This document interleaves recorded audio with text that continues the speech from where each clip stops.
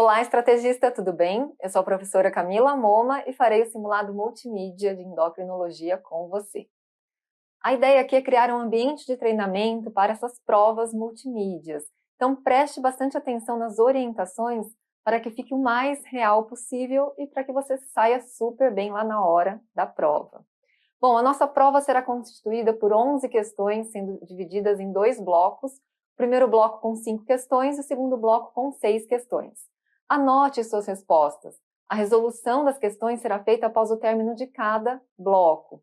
Os casos serão apresentados com texto e imagens, e cada caso pode ter mais de um questionamento, sendo reservados 30 segundos para a leitura do caso e mais 60 segundos para a sua resolução. Não pause o vídeo, a ideia é que você realmente treine, seja um ambiente de simulação. Então, vamos em frente? Vamos começar aqui. Bloco número 1. Desejo uma boa prova para você e eu te espero no final deste bloco para a resolução dessas questões. Até mais!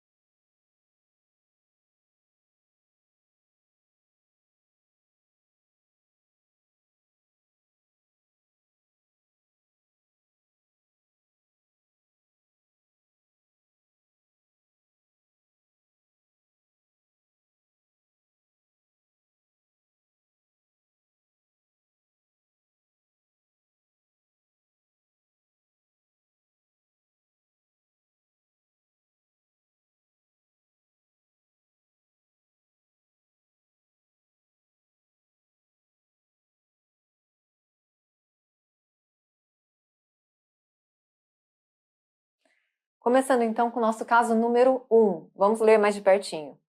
Homem 30 anos refere poliúria e polidipsia há 2 meses. Nega comorbidades e uso de medicações e no exame físico tinha uma PA de 150 por 100, peso de 110, altura de 1,75, que dava um índice de massa corporal de 35,91, obesidade grau 2, circunferência abdominal de 115 e lesão dermatológica mostrada ao lado. 1. Descreva um critério diagnóstico para a principal hipótese diagnóstica. Cite o tratamento não farmacológico mais eficaz para a melhora da lesão dermatológica e cite o tratamento farmacológico de primeira escolha. Esse paciente, ele tem sintomas de hiperglicemia, poliúria, polidipsia. Então, quando você vira um paciente desse jeito, que tem fatores de risco, nós já vamos comentar sobre isso, e que está acima do peso, tem que pensar em diabetes mellitus, tipo 2.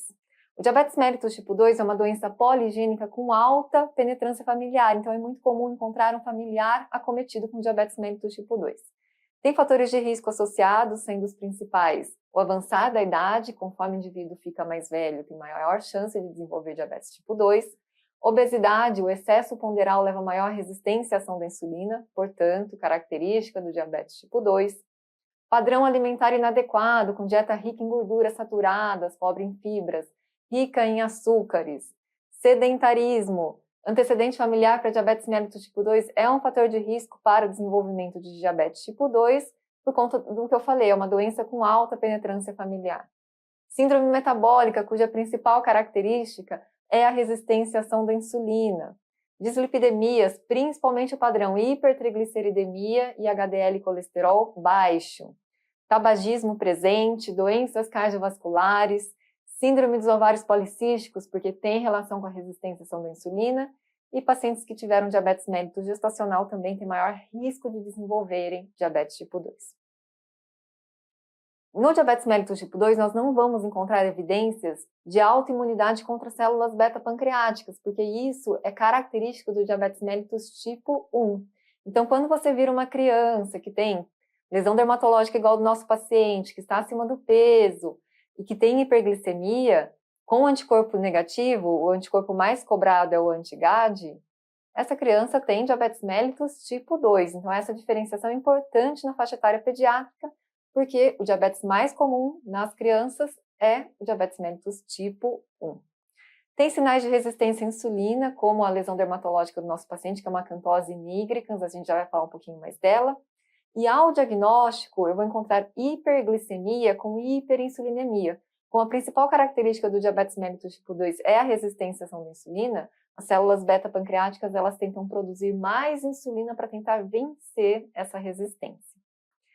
Em relação às manifestações dermatológicas, o que nós encontramos? Acantose nigricans, que é uma lesão hipercrômica, aveludada, presente principalmente em dobras, que se relaciona com a resistência à ação da insulina e hiperinsulinemia. E também acrocórdons, que são essas lesões pedunculadas de aspecto verrucoso, que também tem relação com a hiperinsulinemia e com resistência à insulina. Para diagnóstico de diabetes, isso vale para todos os tipos de diabetes, com exceção do diabetes mellitus gestacional. Como que a gente faz diagnóstico? Se eu tiver um paciente que tem sintomas claros de hiperglicemia, poliúria, polidipsia, perda ponderal, polifagia, eu só vou precisar de um exame alterado para confirmação diagnóstica, que é o caso do nosso paciente. Agora, se o paciente é assintomático, eu devo ter 2 exames alterados para confirmação do diabetes mellitus nesse paciente. Bom, quais são os exames? Veja mais de pertinho comigo. Glicemia em jejum deve ser maior ou igual a 126. Teste oral de tolerância glicósica, aquele teste realizado com a medida da glicemia 2 horas após a ingesta de 75 gramas de glicose via oral, deve ser maior ou igual a 200. Hemoglobina glicada, que vê a média glicêmica nos últimos 3 a 4 meses, maior ou igual a 6,5%. E nos pacientes que são sintomáticos, eu posso utilizar glicemia aleatória e qualquer glicemia aleatória maior ou igual a 200 fecha o diagnóstico de diabetes mellitus. Tome cuidado que em pacientes assintomáticos eu não posso utilizar glicemia aleatória. Só um outro detalhe, se você encontrar um paciente que tem glicemia em jejum entre 100 e 125, peça o teste oral de tolerância à glicose para elucidação diagnóstica, para ver se esse paciente tem pré-diabetes que aí a glicemia 2 horas depois viria entre 140 e 199, ou diabetes, quando a glicemia vem maior ou igual a 200.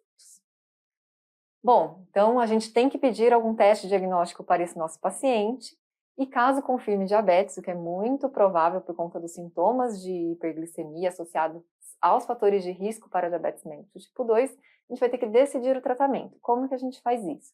Depende dos níveis glicêmicos. Se meu paciente ele tem níveis glicêmicos menores do que 200, hemoglobina glicada menor do que 7,5, além das modificações de estilo de vida com perda ponderal, eu vou associar monoterapia com metformina. A metformina é uma biguanida que atua reduzindo a produção hepática de glicose. Ela é a droga de primeira escolha porque ela tem baixo custo, uma boa tolerabilidade, principalmente nas versões de liberação estendida, e reduz a produção hepática de glicose, não causando hipoglicemia nem ganho ponderal. Bom, se meu paciente ele vem com níveis glicêmicos entre 200 e 300 e hemoglobina glicada entre 7,5% e 9%, além das modificações de estilo de vida, eu vou associar metformina e um segundo agente antidiabético. Que a ideia aqui é trazer o meu paciente para a meta de controle glicêmico a fim de reduzir as complicações microvasculares. Quais são essas metas de controle glicêmico? Hemoglobina glicada menor do que 7% e glicemia em jejum menor do que 130, ok? Por fim, se meu paciente ele se encontra bem descompensado, então ele tem perda ponderal, níveis glicêmicos maiores do que 300, hemoglobina glicada maior do que 9%, o tratamento inicial desse paciente deve ser com insulinoterapia. Eu posso começar a metformina junto, mas o principal é insulina, e aí depois, com a compensação desse paciente, eu posso passar o tratamento injetável dele, insulinoterapia, para outros tipos de medicações. Bom, então vamos responder as questões deste caso. 1. Descreva um critério diagnóstico para a principal hipótese diagnóstica. Como o nosso paciente ele é sintomático, eu posso usar a glicemia em jejum, eu posso usar o teste oral de tolerância à glicose, não é o mais recomendado, porque ele já tem sintomas, eu posso agravar a hiperglicemia, mas é uma opção, e hemoglobina glicada e glicemia aleatória. Nos pacientes que são sintomáticos, nós damos preferência para a glicemia aleatória. 2. Cite o tratamento não farmacológico mais eficaz para a lesão da lesão dermatológica. Bom, qual que é o tratamento para a melhora da acantose nigricans? Como ela é uma lesão dermatológica relacionada à resistência à ação da insulina, o que eu tenho que fazer? Eu tenho que melhorar essa resistência à ação da insulina. O principal tratamento para melhorar a resistência à ação da insulina é perda ponderal. Então, a gente tem que incentivar esse paciente a perder peso. Na hora que eu diminuo a adiposidade, principalmente a adiposidade visceral, eu reduzo a resistência à ação da insulina. E cite o principal tratamento farmacológico para o diagnóstico do paciente. O paciente sendo diagnosticado com diabetes, o principal tratamento para ele é metformina, ok? Bom, vamos para o nosso segundo caso. Leia mais de pertinho aqui comigo. Homem, 24 anos, refere perda ponderal, insônia e irritabilidade há 30 dias. Nega uso de medicações, é tabagista de um maço por dia há 4 anos e ao exame físico, uma PA de 150/70, então uma pressão, hipertensão sistólica, frequência cardíaca aumentada, tremores finos de extremidades, pele quente e úmida. Com base nos dados, cite a principal etiologia para o quadro descrito, qual o padrão da cintilografia de tireoide e cite o tratamento de primeira escolha. Viu um quadro clínico igual esse que está descrito, você tem que pensar em tireotoxicose. Então, hipertensão de padrão sistólico, frequência cardíaca aumentada, paciente com perda ponderal, insônia, irritabilidade, tremores finos de extremidade, mostrando hiperativação do sistema adrenérgico, né? Pele quente e úmida, mostrando aumento de termogênese. Então, lembrando dos sintomas, além desses que eu descrevi, preste bastante atenção nos demais. Então, nervosismo, sudorese, intolerância a calor, palpitação, taquicardia, bócio é mais presente, principalmente na doença de Graves, nas doenças nodulares. Pode ter um bócio discreto nas tireoidites subagudas também. Tremores de extremidades, pele quente e úmida. Sopro na tireoide é mais comum no hipertireoidismo por doença de Graves, porque eu tenho uma hiperprodução de hormônios, então tem uma hipermascularização presente. Alterações oculares, então retração ocular, aquele olhar mais fixo do paciente, isso é por conta de hiperativação adrenérgica, tem maior contração da musculatura no músculo de Miller, deixando a pálpebra mais retraída. O que fala a favor do diagnóstico do nosso paciente, quando a gente olha para a carinha dele, é a proptose ocular. Quando eu vejo sintomas de tirotoxicose associados à proptose ocular, eu tenho que pensar em doença de Graves. Doença de Graves é uma tireoidopatia autoimune, na qual eu tenho a presença de um anticorpo chamado TRAB, que é um anticorpo contra o receptor de TSH, que ele atua nesses receptores de TSH lá nas células foliculares tiroidianas, levando à hiperplasia e crescimento dessas células, então formação de bócio difuso, e também estimula a síntese de hormônios tiroidianos, levando ao hipertireoidismo. Então, doença de Graves vai ter bócio difuso e vai ter também hipertireoidismo, com TRAB positivo. O TRAB, ele também causa manifestações extratireoidianas que, quando presentes, como eu falei, se você vir um paciente com tireotoxicose e proptose ocular bilateral, você tem que pensar em doença de Graves, porque essa é uma manifestação extratireoidiana do TRAB. O TRAB estimula as células presentes na região retroorbitária, como fibroblastos, a própria musculatura, células inflamatórias, criando um efeito de massa nessa região retroorbitária, empurrando os globos oculares para fora das órbitas. Por isso que o paciente tem proptose ocular. Além de processo inflamatório, que pode ter enantema na esclera, né, o paciente com edema palpebral também presente. A própria retração pode acontecer, mas pelo estado tireotóxico, ok? Além da oftalmopatia, que é a mais comum das manifestações extratireoidianas do TRAB, nós podemos encontrar dermatite infiltrativa. Então, essa dermopatia infiltrativa, a principal localização é na região pré-tibial. Então, você vê um edema não compressivo, com cacifo negativo, godê negativo, né? Com aspecto da pele em casca de laranja. E menos frequentemente das manifestações extratireoidianas do TRAB, nós encontramos a acropatia, que é um baqueteamento digital das falanges e que cursa também com o edema dessas falanges. Em geral, a acropatia ela acompanha a oftalmopatia. Padrão cintilográfico. Quando a gente pensa em cintilografia de tireoide, o que a gente tem que lembrar? O radiotraçador, ele se correlaciona com a atividade de síntese. Então, eu só vou ter hipercaptação na cintilografia quando eu tenho aumento da produção de hormônios tireoidianos.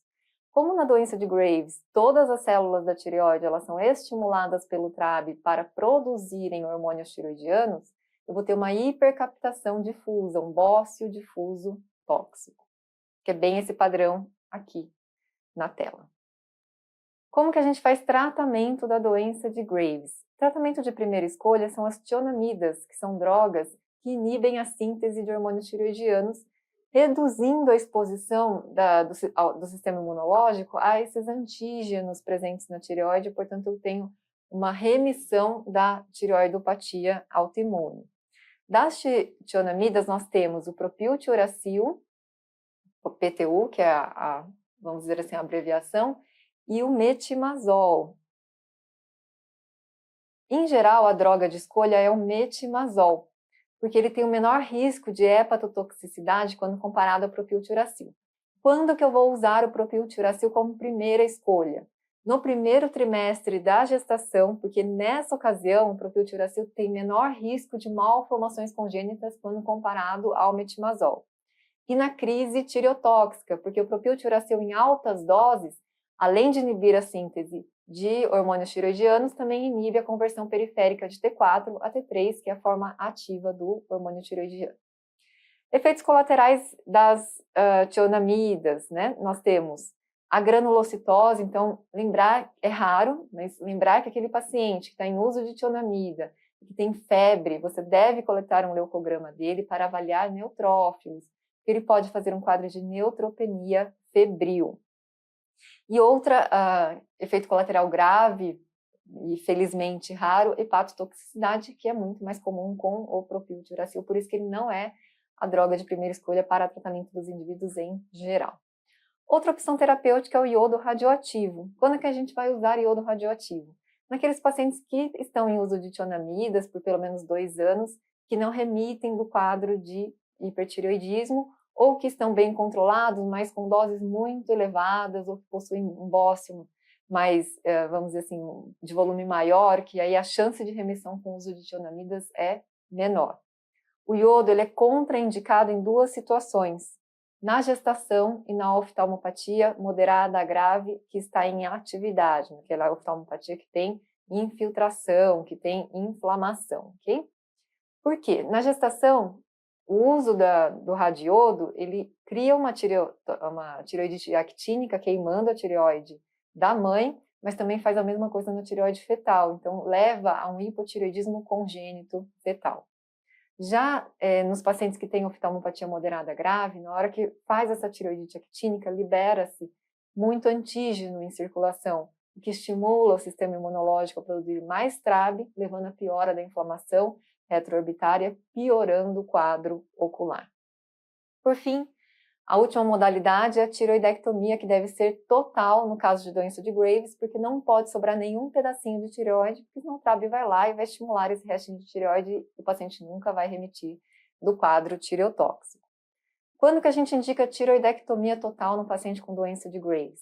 Naqueles pacientes que têm sintomas compressivos por conta do bócio, então rouquidão, disfagia, dispneia, ou então eles têm um nódulo suspeito de malignidade associado ao bócio difuso, como o paciente já teria que fazer a cirurgia por conta desse nódulo, já aproveita, já faz a tireoidectomia total para resolver a doença de Graves.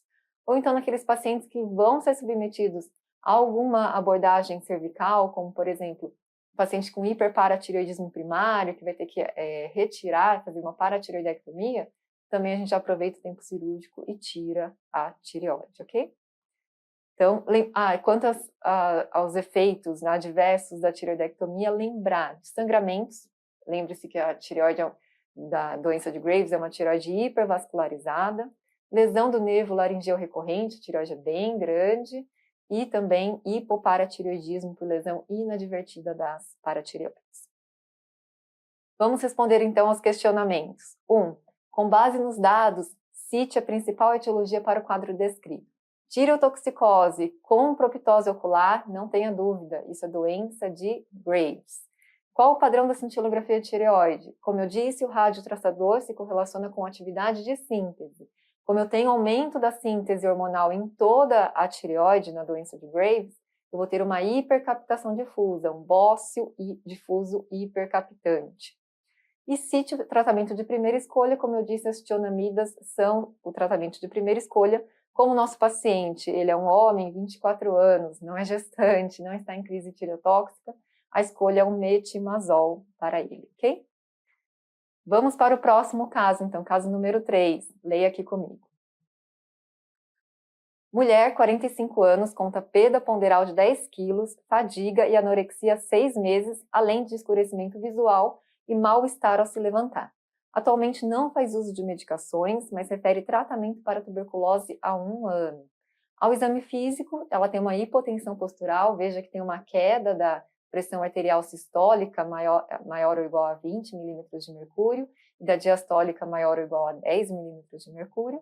Rarefação de pelos e alteração cutânea. Então, a paciente ela apresenta uma hiperpigmentação cutânea, principalmente nas dobrinhas, né?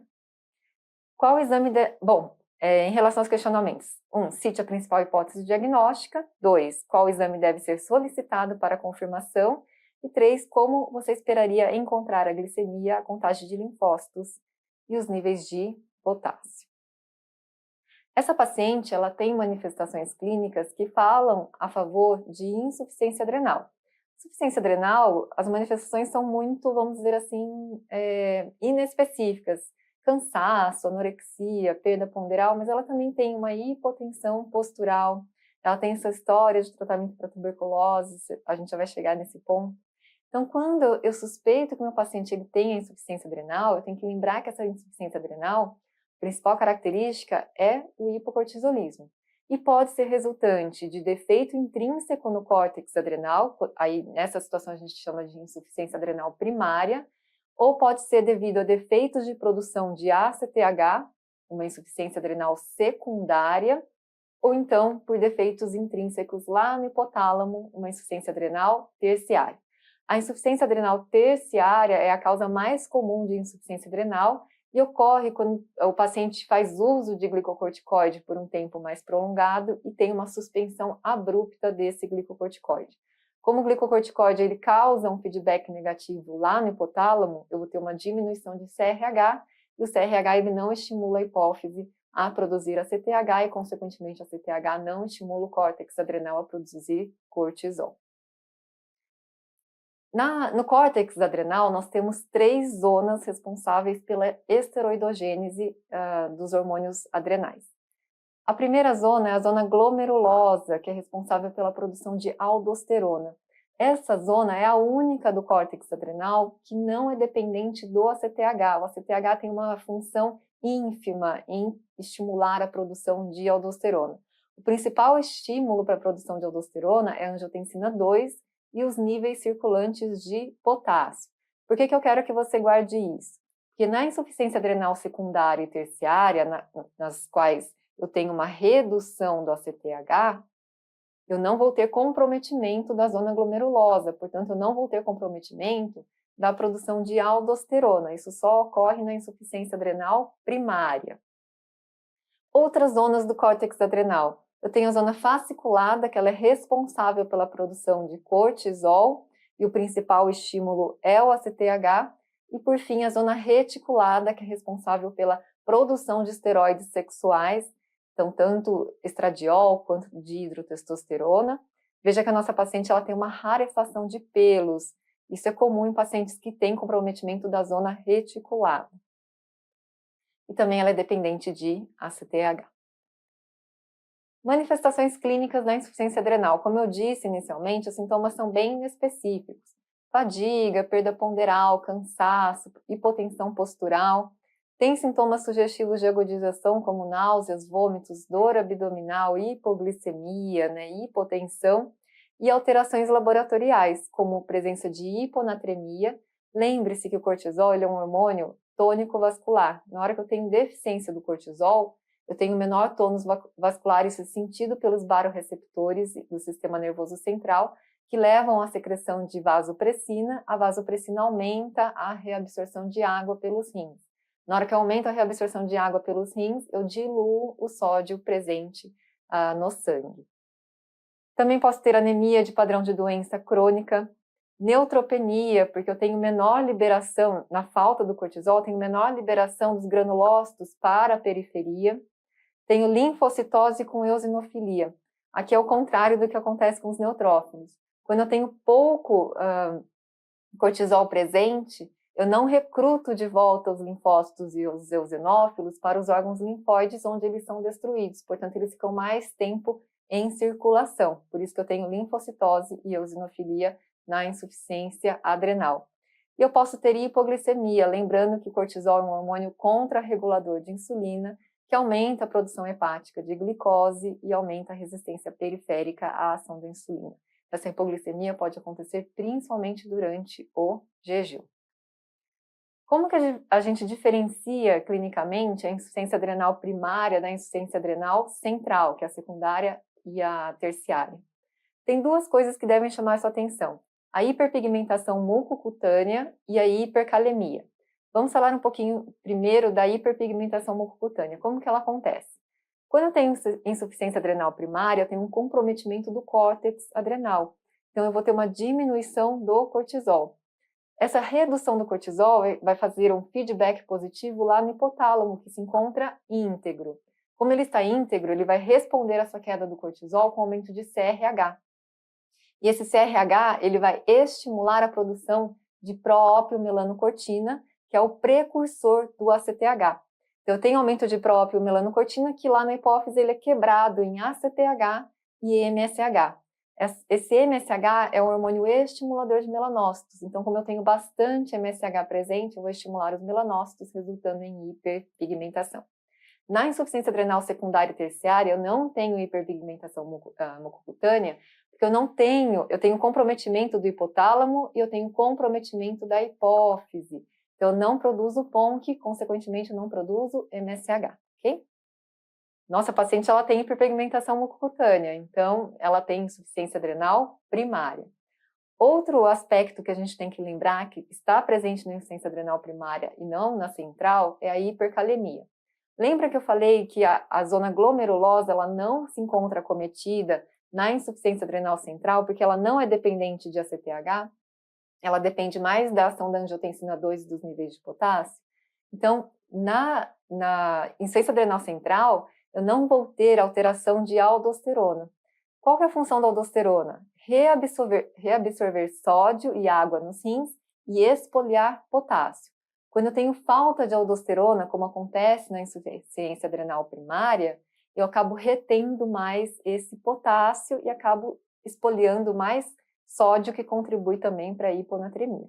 Então, na insuficiência adrenal primária, por retenção do potássio devido à falta da aldosterona, eu tenho hipercalemia presente, que eu não encontro na insuficiência adrenal central.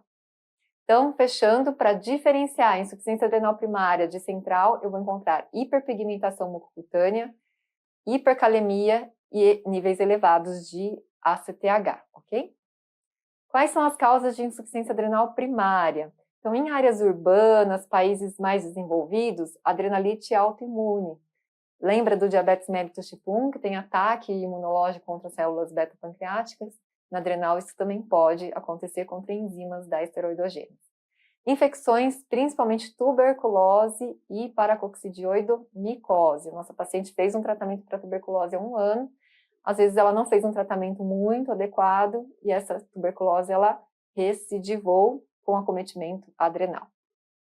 Metástases, as metástases para causarem insuficiência adrenal, elas devem ser mais extensas, acometerem um grande percentual das adrenais. Doenças congênitas, aqui lembrar principalmente da hiperplasia adrenal congênita, que é a principal causa de insuficiência adrenal na infância, e adrenoleucodistrofia. E medicações, aqui você tem que saber do cetoconazol e do etomidato, e também do mitotano, que o mitotano é muito menos utilizado, ele é mais para carcinoma de adrenal. Mas cetoconazol e etomidato você tem que lembrar porque são drogas que a gente acaba utilizando mais na nossa prática clínica. Essas medicações, elas inibem enzimas da esteroidogênese, causando uma diminuição da produção de cortisol. Como que a gente faz o diagnóstico de insuficiência adrenal? Aqui tanto faz ser insuficiência adrenal primária quanto central. A gente vai dosar o cortisol matinal entre 7 e 8 horas da manhã. Se o cortisol matinal vier menor do que 5, a gente fecha o diagnóstico de insuficiência adrenal para esse paciente que tem manifestações clínicas sugestivas. Agora, se ele vier maior do que ou igual a 18, eu excluo a hipótese de insuficiência adrenal para esse paciente. Entretanto, se o paciente vem com um valor que a gente chama de faixa cinzenta, que é entre 5 e 17, nós temos que submetê-lo ao teste de cortrosina. A cortrosina é um ACTH sintético para testar esse córtex adrenal. Então, a gente infunde esse ACTH sintético. Se o córtex adrenal responder com aumento de cortisol maior ou igual a 18, a gente também exclui o diagnóstico. Se ele não responder, aí a gente fecha o diagnóstico de insuficiência adrenal para esse paciente. Então, vamos aqui resolver os questionamentos. 1. Cite a principal hipótese diagnóstica. No paciente com esses sintomas, que são inespecíficos, mas associados à hipotensão postural e hiperpigmentação mucocutânea, a hipótese diagnóstica para essa paciente é insuficiência adrenal primária. 2. Qual exame deve ser solicitado para confirmação do diagnóstico? Então, o exame inicial para confirmação é o cortisol sérico matinal. 3. Como você esperaria encontrar a glicemia? Lembre-se que cortisol é um hormônio contrarregulador de insulina, então esperaria encontrar hipoglicemia, níveis baixos de glicemia. Como eu esperaria a contagem de linfócitos? Lembra que eu falei que a redução do cortisol faz com que eu tenha mais linfócitos na periferia, porque eles não voltam para os órgãos linfóides. Então, eu espero ter linfocitose. E como que eu espero os níveis de potássio? Bom, a nossa paciente tem insuficiência adrenal primária por conta da hiperpigmentação mucocutânea. Como que eu espero encontrar os níveis de potássio? Aumentados pela falta da aldosterona. Caso número 4, então, veja mais de perto comigo. Mulher, 32 anos, conta ganho ponderal nos últimos 6 meses, associado a episódios de mal-estar, ansiedade e fraqueza, que melhoram após comer. Nega comorbidades e uso de medicações, mora sozinha e trabalha como vendedora em loja de roupas. Foram coletados exames durante o episódio de mal-estar. Então, ela tinha uma glicose reduzida, uma insulina aumentada e um peptídeo C aumentado. Lembre-se que o peptídeo C, ele é um exame que a gente utiliza para avaliação da função das células beta-pancreáticas, porque na hora que a célula beta-pancreática ela vai produzir o precursor da insulina, que é a pró-insulina, ela produz a pró-insulina e dentro dos grânulos de insulina é quebrada a pró-insulina em peptídeo C e insulina. Como o peptídeo C ele é mais estável, ele tem menos degradação periférica, ele é melhor para avaliação da função da célula beta-pancreática do que a própria insulina, ok? Vamos continuar aqui. Após tais resultados, foi solicitada a tomografia abaixo. Então, nessa tomografia, o que a gente vê? Aqui a gente tem o pâncreas, e bem aqui eu vejo uma imagem mais hiperdensa, né? Bom, cite a principal hipótese diagnóstica, qual o tratamento indicado, e 3, a condição da paciente pode estar presente em qual síndrome neoplásica. Sintomas da paciente, veja que ela é uma paciente rígida, mas os sintomas que ela apresenta de mal-estar, né, alteração, ansiedade, fraqueza e que melhoram após comer, são sugestivos de hipoglicemia, e ela tem uma hipoglicemia medida no momento do sintoma. Dos sintomas de hipoglicemia, nós temos os sintomas que são neuroglicopênicos, isto é, relacionados à redução da glicose circulante, e os sintomas neurogênicos, que são por hiperativação adrenérgica. Como eu tenho um estresse relacionado à hipoglicemia, eu tenho aumento da secreção de adrenalina. Sintomas neuroglicopênicos, então, sonolência, tontura, lentificação de pensamento, alteração de comportamento, fraqueza, confusão mental.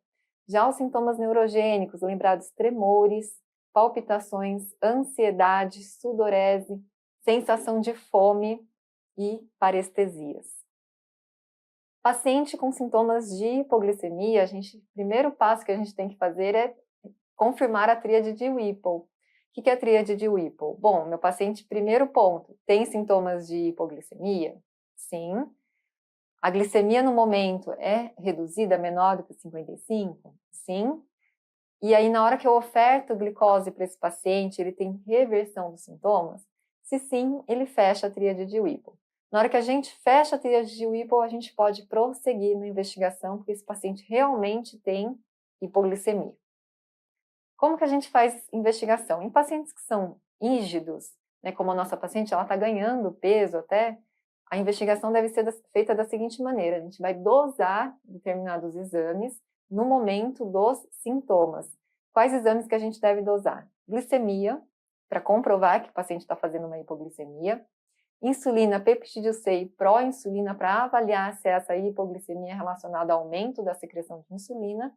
E beta-hidroxibutirato, para confirmar que esse paciente tem insulina aumentada circulante, e como a insulina ela bloqueia a cetogênese, eu vou ter níveis baixos de beta-hidroxibutirato, que é um corpo cetônico, né?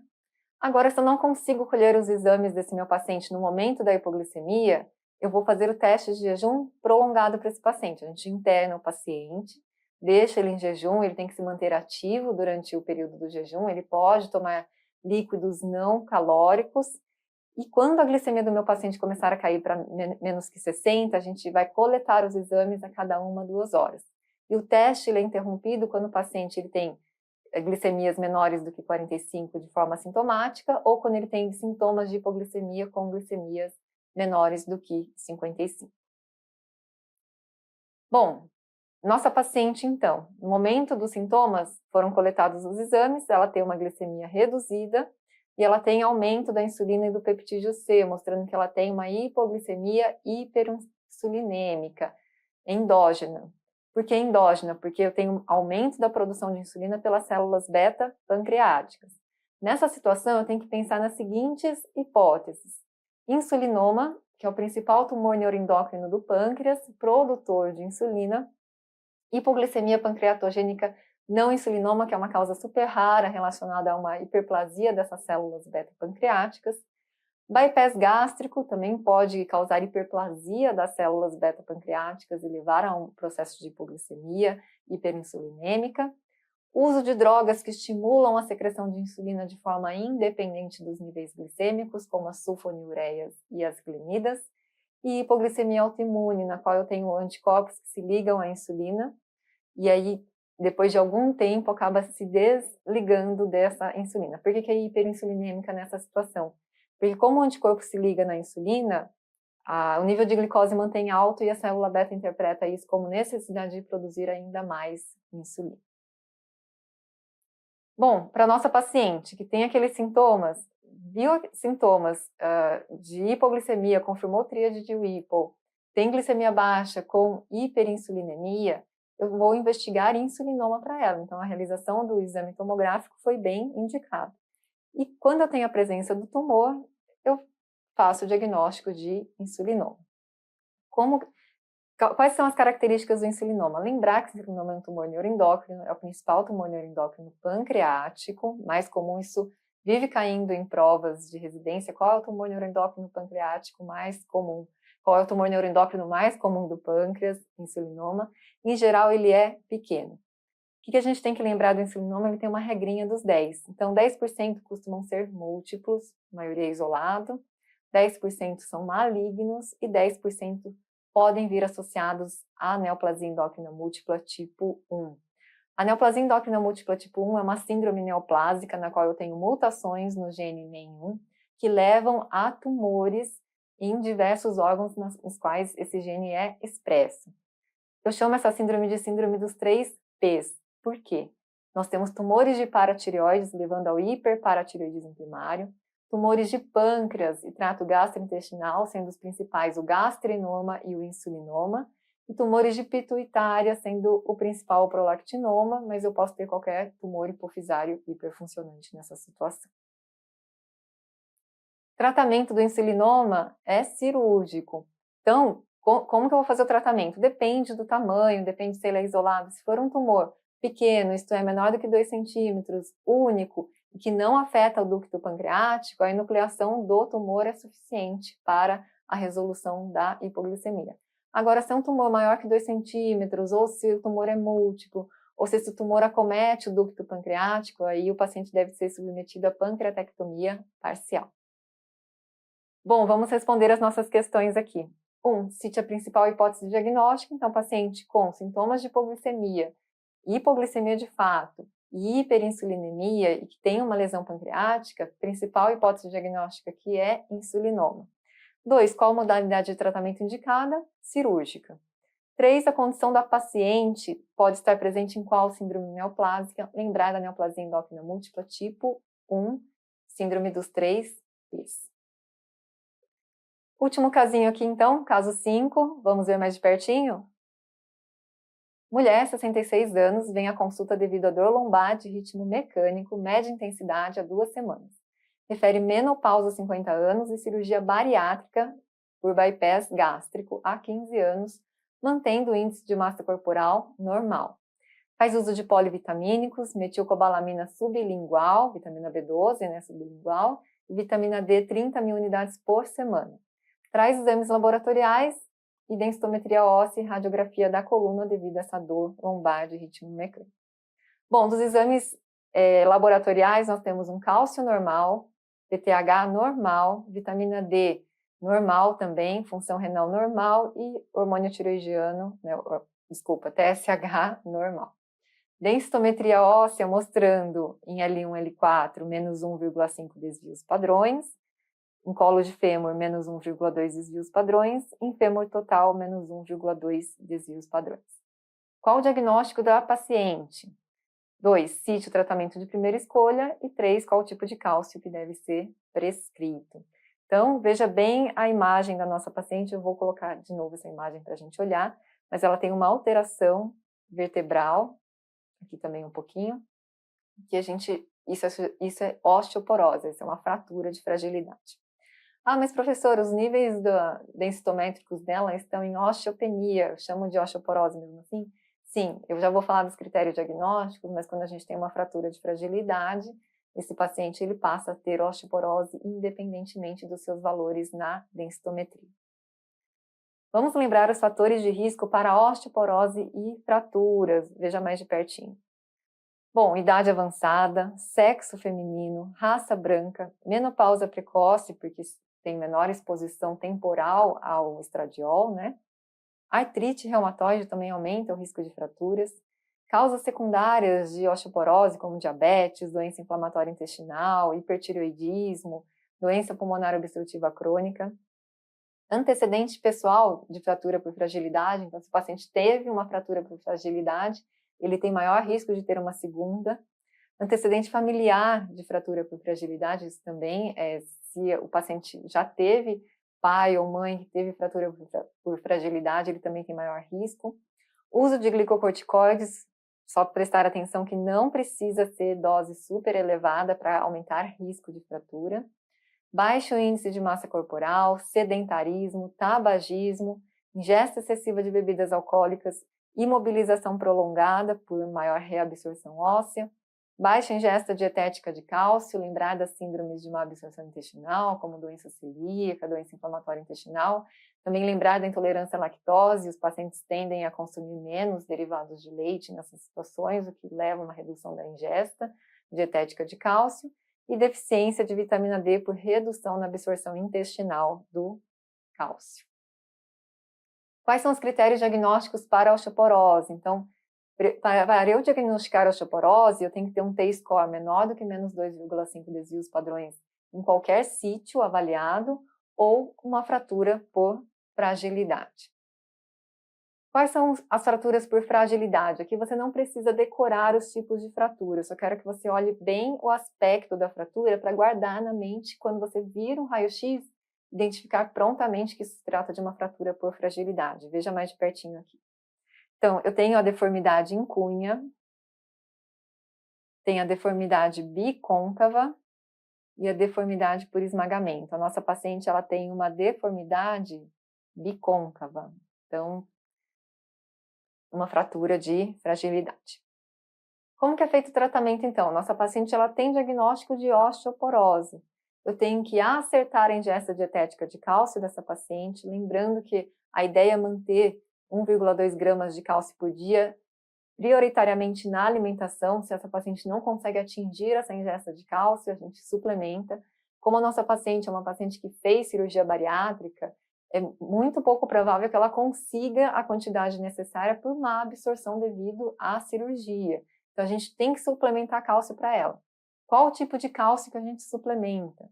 Em pacientes que fizeram cirurgia bariátrica, porque eles, como eles têm uma retirada, uma gastrectomia associada no bypass gástrico, essa paciente ela tem acloridria, e a falta do ácido clorídrico faz com que eu não quebre o carbonato de cálcio. Então, carbonato de cálcio não pode ser prescrito para pacientes que tenham cirurgia bariátrica. O cálcio aqui deve ser o citrato de cálcio, porque ele não depende de meio ácido para liberar o cálcio elementar. Manter vitamina D acima de 30 para garantir a absorção intestinal do cálcio, e uso de bisfosfonato.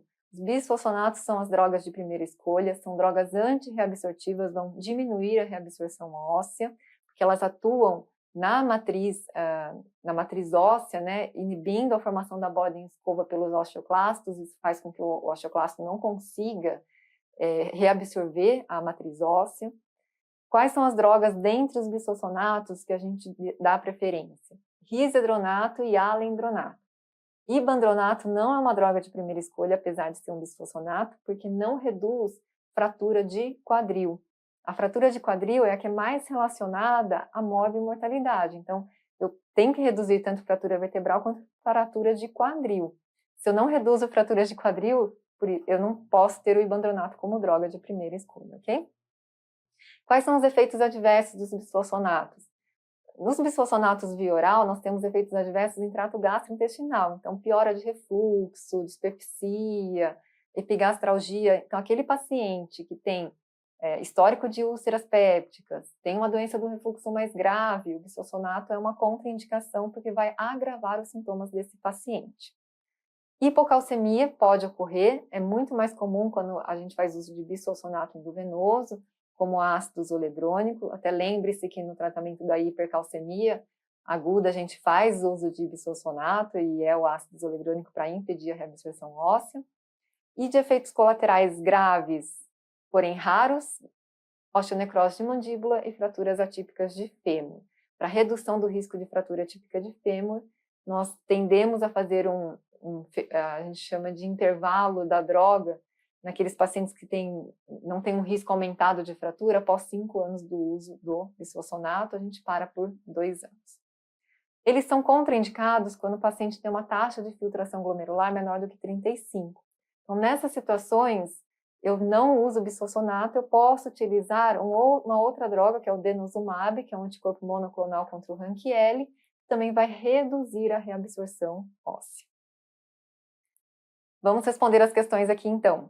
1. Qual o diagnóstico da nossa paciente? Tem fratura de fragilidade? Não tenha dúvida, isso é osteoporose. 2. Cite o tratamento de primeira escolha, bisfosfonato, dando preferência para risedronato e alendronato. 3. Qual tipo de cálcio deve ser prescrito? Como a nossa paciente ela já foi submetida ao bypass gástrico, ela tem acloridria e, portanto, ela não deve utilizar carbonato de cálcio. O cálcio de escolha deve ser o citrato de cálcio, porque não precisa de meio ácido para liberar o cálcio elementar.